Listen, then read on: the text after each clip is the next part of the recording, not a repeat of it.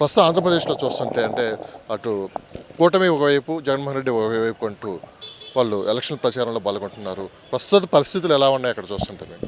ఏపీలో పరిస్థితులు చాలా బాగున్నాయండి. తెలుగుదేశం వైపు ప్రజలు ఉన్నారనేది మాకు కనపడుతుంది. ప్రజలు డిసైడ్ చేస్తారు లాస్ట్కు. కానీ అందరూ ఏదో పొత్తులు పెట్టుకోవడం వల్ల అలా జరిగింది ఇలా జరిగింది అనుకోవడం చాలా తప్పు. ప్రజలు డిసైడ్ అయిపోయారు తెలుగుదేశానికి ఓటు వేయాలని. పొత్తులు స్నేహితులుగా కలుపుకొని అందరితో ముందుకు వెళ్తున్నారు చంద్రబాబు గారు. ఏమి ఇబ్బంది లేదు. ప్రజలు తెలుగుదేశం వైపు ఉన్నారు. రాబోయే గవర్నమెంట్ కూడా తెలుగుదేశం గవర్నమెంట్ ఏ ఇబ్బందులు లేకుండా వస్తుందని మేము అనుకుంటున్నాం. అనుకున్నంత ఈజీగా అయితే అక్కడ గెలిపోవడంలో ఈజీ కాదు, టఫ్ ఫైట్ ఉండదు అక్కడ అని చెప్పి అంటున్నారు.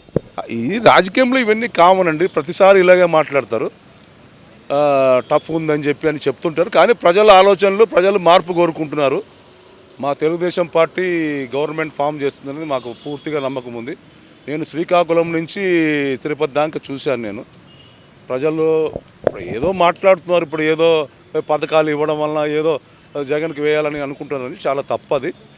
ప్రజలు డిసైడ్ అయిపోయారు, మార్పు కోరుకుంటున్నారు. ప్రజలు ఏపీ క్యాపిటల్ ఉండాలని అనుకుంటున్నారు, క్యాపిటల్ రావాలనుకుంటున్నారు, తెలుగుదేశానికి ఓటు వేయాలనుకుంటారు.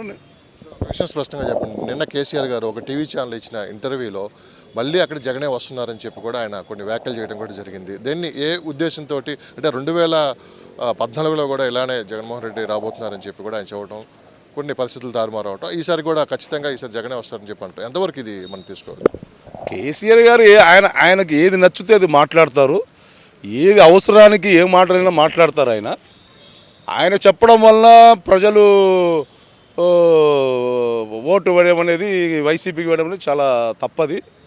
ప్రజలు తెలుగుదేశం వేయాలని నిర్ణయం తీసుకున్నారు. ప్రజలు అవతల భగవంతుడు కృప మా తెలుగుదేశము ప్రభుత్వము వస్తుందని మేము మనసారా కోరుకుంటున్నాము. పొత్తులు ఎంతవరకు స్వీకరిస్తున్నారు అంటే సామాన్య ప్రజలు అనుకుంటే? పొత్తులు ఏముండండి, స్నేహితులుగా కలుపుకున్నారు. ప్రజలు డిసైడ్ అయిపోయారు తెలుగుదేశానికి ఓటు వేయాలని. పొత్తులతో స్నేహితంతో ముందుకు వెళ్తున్నారు. ఏం పర్వాలేదు, ప్రజలు కూడా యాక్సెప్ట్ చేశారు. పొత్తులు కూడా ఏమి ఇబ్బంది లేదు. పొత్తుల వల్ల మనకేమి పార్టీకి ఇబ్బందులు కలగడం లేదని అనుకుంటున్నాం. జనసేన వల్ల ఎందుకు ప్రెస్ కాదండి, వారు అక్కడ ఈస్ట్ గోదావరి, వెస్ట్ గోదావరి, వైజాగ్ ఇవన్నీ చాలా బాగున్నాయి. జనసేనకు కూడా వాళ్ళు యాక్సెప్ట్ చేశారు. ఏమి ఇబ్బంది లేదు. జనసేనతో మనం వెళ్ళడం వల్ల కూడా తెలుగుదేశం పార్టీకి మంచి పరిణామంగా కనపడుతుంది. చివరిగా నిన్న జనసేన పార్టీ అధ్యక్షులు పవన్ కళ్యాణ్ గారు నామినేషన్ వేయడానికి వచ్చిన పబ్లిక్ని చూస్తే మీకు ఏమనిపించింది పిఠాపురంలో? ఏం పర్వాలేదండి, మంచి పబ్లిక్ వచ్చారు, మంచి యాక్సెప్ట్ చేశారు పవన్ కళ్యాణ్ గారిని. పిఠాపురంలో ప్రజలు తెలుగుదేశం పార్టీకి బ్రహ్మరథం పడుతున్నారు. పైకి అందరు చెబుతున్నారు ఏదో పథకాల వల్ల రాదేమని చెప్పి, ఇవన్నీ తప్పుడు మాటలు. పోయినసారి కూడా అలా చెప్పారు. కాబట్టి మేము అనుకుంటాం ఈసారి తెలుగుదేశం వస్తుందని చెప్పి ఘంటాపదంగా చెప్తున్నాను నేను. ఈ పొలిటికల్ సిస్టంలో ఈ కామన్ అండి. ఎప్పుడు కూడా రాజకీయంలో ఎలక్షన్స్ దగ్గరికి పడే కొద్దీ ఇలాంటి అనుమానాలు కలగజేస్తుంటారు. దీని గురించి భయపడాల్సిన పని లేదు. ప్రజలు అందరికీ తెలుసు, మీకు కూడా అందరికీ తెలుసు, మీ మీడియా వాళ్ళకు అందరికీ తెలుసు. ప్రజలు డిసైడ్ అయిపోయారు. ఇంకా ఏం భయపడాల్సిన పని లేదు. ఏదో దీనివల్ల ఇలా జరుగుతుంది, ఈ మార్పుల వల్ల ఇలా జరుగుతుంది అని చెప్పి అంటుంటారు. ఇవన్నీ కామన్ థింగ్స్. ఎన్ని సీట్లు వస్తాయనుకుంటున్నారు మీరు? ఎంత ఆల్రెడీ నేను చెప్పాను మా పార్టీ వాళ్ళకు, ఒక ఇంటర్వ్యూ కూడా ఇచ్చాను. 125 నుంచి 135 అనుకుంటున్నాను. పొరపాటు ఏమి జరిగినా కానీ ఎన్ని పొరపాట్లు జరిగినా కానీ మాకు 100 నుంచి 105 సీట్లు మేము గవర్నమెంట్ ఫామ్ చేస్తాము. సో మరి కొంతమంది ఇక్కడ పబ్లిక్ కూడా ఉన్నారు, వాళ్ళతో కూడా అడిగి తెలుసుకుందాం. ఏంటి సార్ ఆంధ్రప్రదేశ్లో అసలు పరిస్థితులు ఏ విధంగా ఉన్నాయి? ఒక పక్క కూటమి అంటూ ప్రచారంలో వాళ్ళు దూసుకెళ్తుంటే జగన్మోహన్ రెడ్డి గారు బస్సు యాత్రతో ముందుకెళ్తున్నారు. నిన్న జరిగిన డిబేట్లో కేసీఆర్ గారు కూడా ఒక మాట అన్నారు, మళ్ళీ అక్కడ జగన్ వచ్చే అవకాశం ఉందన్నారు. ఎంతవరకు దాన్ని మనం భావించాలి? 100% అక్కడ జగనే వస్తాడండి.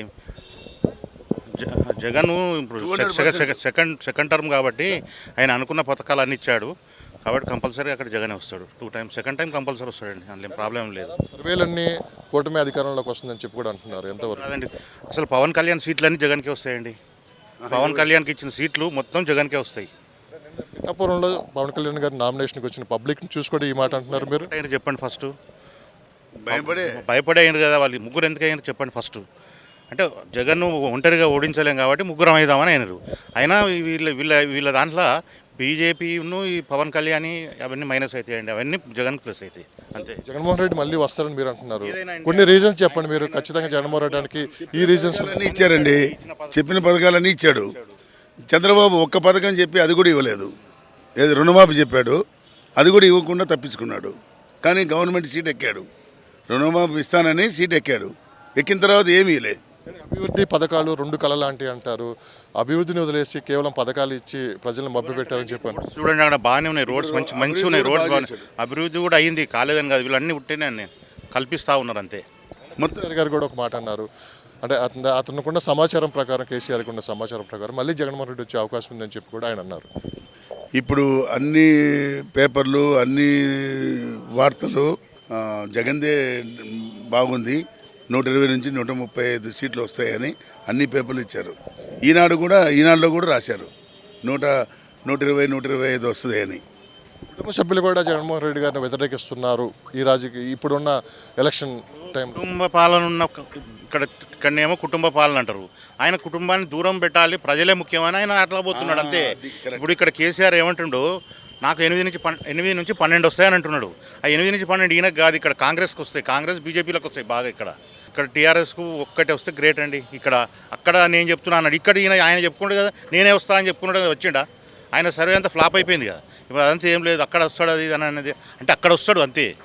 ఇక్కడైతే ఫ్లాపే కదా. ఎన్ని సీట్లు రావచ్చు అనుకుంటున్నారు మీరు జగన్మోహన్ రెడ్డి గారికి? జగన్మోహన్ రెడ్డి గారికి 140 నుంచి 150 వస్తాయండి, గ్యారంటీకి వస్తాయి. 135 నుంచి 150 వరకు వస్తాయని అనుకుంటున్నాము. ఇంకా పెరగచ్చు, తగ్గచ్చు, చెప్పలేము. సార్, మరి కొద్ది రోజుల్లోనే ఏపీలో అసెంబ్లీ ఎన్నికలు, పార్లమెంట్ ఎలక్షన్ కూడా జరుగుతున్నాయి. అదేవిధంగా తెలంగాణలో కూడా పార్లమెంట్ ఎలక్షన్ జరగబోతున్నాయి. అయితే నిన్న కేసీఆర్ గారు చేసిన వ్యాఖ్యలు అయితే కొంత జగన్మోహన్ రెడ్డి గారికి అనుకూలంగా ఆయన మాట్లాడడం కూడా జరిగింది. వాస్తవంగా ఆంధ్రప్రదేశ్లో ఇప్పుడున్న సినారియో ప్రకారం ఏం జరుగుతుందండి, మీరు ఏం చెప్తారు? ఎవరొచ్చి అధికారం చేపట్టబోతున్నారు? మై పర్సనల్ ఒపీనియన్, ఆయన వచ్చే ఛాన్సెస్ ఉన్నాయి probably, but combined opposition fight చేస్తున్నారు. జనం మీద ఆధారం పడుతుంది. కేసీఆర్ చెప్పగానే ఏమవదు, ఇట్ వోంట్ ఎఫెక్ట్. ఆయన చేశాడు, కొన్ని చేయలేదు, బట్ ప్రజలు sometimes they are not happy. So మనం చెప్పలేం ఎవరు వస్తారో. ప్రతిపక్షాలు అనే మాట ఏంటంటే అభివృద్ధి అండ్ పథకాలు రెండు కళ లాంటివి. అది అలాంటిది అభివృద్ధిని వదిలేసి కేవలం ఈ పథకాల రూపంలో ప్రజలను మభ్యపెట్టారని చెప్పి కూడా అంటున్నారు. ఖచ్చితంగా ప్రజలైతే మార్పు కోరుకుంటున్నారు. ఈసారి కూటమి అధికారంలో రాబోతుందని చెప్పి కూడా అది అటు పెద్ద ఎత్తున చర్చ కూడా నడుస్తుంది. మరోపక్క సర్వేలు కూడా రేపు కూటమికి అనుకూలంగా ఇస్తున్నాయి. దీన్ని ఏమంటారు? యూఆర్ కరెక్ట్, ఛాన్సెస్ అయితే ఉన్నాయండి ఆపోజిషన్కి. ఎందుకంటే కంబైన్డ్ ఆపోజిషన్ కాబట్టి ఛాన్సెస్ అయితే ఉన్నాయి. మీరు చెప్పినట్టు ఆయన పథకాల మీద కాన్సన్ట్రేట్ చేశారు, డెవలప్మెంట్ ఏం లేదు, ఇండస్ట్రీస్ ఏం రాలేదు. సో ఒక పర్టికులర్ సెక్టర్ ఆఫ్ ది సొసైటీని కాన్సన్ట్రేట్ చేసి వాళ్ళకి పథకాలు ఇచ్చి అదే ఆయన కోర్ ఓట్ బ్యాంక్లో చూసుకున్నాడు ఆయన. Otherwise it's difficult. One combined opposition వస్తే కొంచెం డిఫికల్ట్ నిజంగా వర్క్ అవుతాయి. అది కరెక్ట్ కాదండి. ఫ్రీ బీస్ మీద ఎక్కువ కాలం రాష్ట్రాలు నడవు. ఊరికే ఫ్రీగా ఇచ్చేస్తుంటే అవి నడవు. It's already in debt. AP కూడా డెట్స్లో ఉంది, highest debt actually, one of the highest debts in the country. So it may not work, long term work చేయదు ఆ పథకాలన్నీ. ఈసారి ఎన్ని సీట్లు వస్తాయని మీరు భావిస్తారు? అది it's a difficult question. I hope they cross whatever is. ఏదైనా ఐ థింక్ 50% ప్లస్ వస్తే they will form. Hopefully they will get. Janasena అధినేత పవన్ కళ్యాణ్ గారు నేను నామినేషన్కి వచ్చిన పబ్లిక్ని చూస్తే ఈసారి ఖచ్చితంగా కూటమి అధికారంలో రాబోతుందని చెప్పి కూడా వినిపిస్తున్నమాట. జనసేన కంటే ప్రాబబ్లీ తెలుగుదేశానికి ఎక్కువ ఛాన్సెస్ ఉండుంటాయి. 3 కలిపి ఉన్నాయి కాబట్టి మేజర్ షేర్ తెలుగుదేశానికి వస్తాయి ఆబ్వియస్లీ. ఎందుకంటే వాళ్ళకి క్యాడర్ కూడా మంచి ఎప్పటి నుంచో ఉన్నారు కాబట్టి వాళ్ళకి రావచ్చు. జనసేన రావచ్చు, I don't know how much.